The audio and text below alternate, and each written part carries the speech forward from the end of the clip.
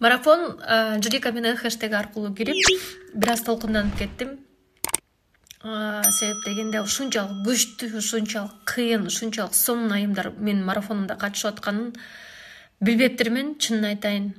Азыр хэштег аркылуу кирип, ушунчалык аракеттериңиздерди көрүп, ушунчалык өзүңүздөрдүн башыңыздардан өткөн кыйынчылыктар менен бөлүшүп, аларды кантип жеңип, жана бардык тапшырмаларды 100% бардыгыңыздарды жеңүүчү деп мен атагым келет.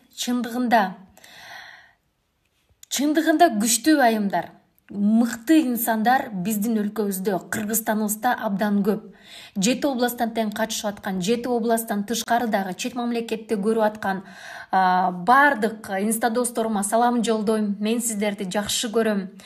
Мен ушул марафондун алкагында катышып аткан эң активдүү, эң китеп көп окуган, кыйынчылыктарды жеңген, биздин тапшырмаларды 100% туура аткарган бир айымды жактырып калдым.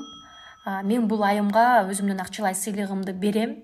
Жана ошондой эле өзүмдүн командама буюрса балдар чоңоюп калса иштеген жана бирге иштегенге чакырам. Ошондой эле менин дагы эң сонун белектеримди, албетте карантин бүткөндөн кийин ала турган дагы 5 жеңүүчүнү тандап койдум. Бул 5 жеңүүчүнүн бардыгына мен белектеримди берем.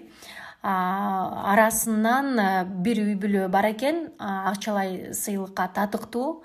Бул жардам иретинде менден болсун. Вы у меня вчера спрашивали, последний раз, когда я плакала. Я позавчера плакала, тоже увидела в Инстаграме такую историю одной девушки, правда, она не живет в Кыргызстане.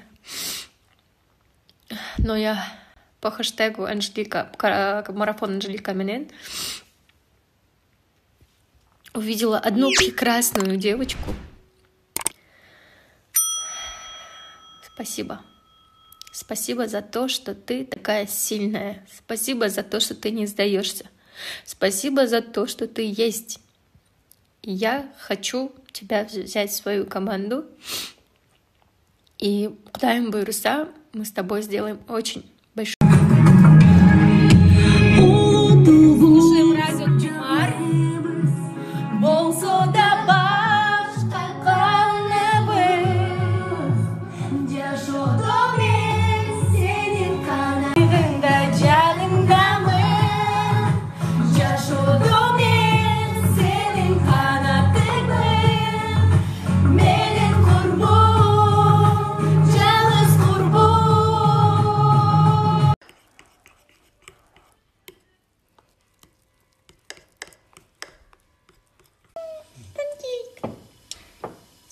Сладкий.